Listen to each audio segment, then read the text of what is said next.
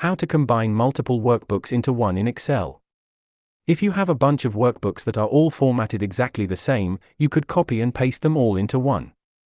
But when some Excel sheets have hundreds of thousands of rows, that's precarious work.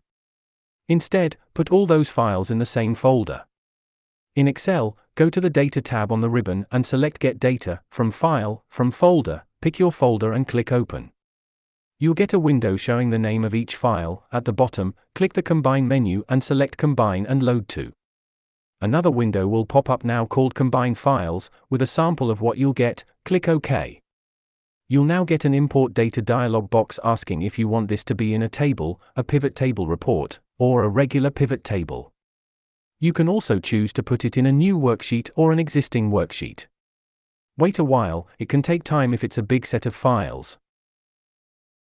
Once done, all your files will be one, with an added column showing the name of the original data file, in case you need to narrow things down further.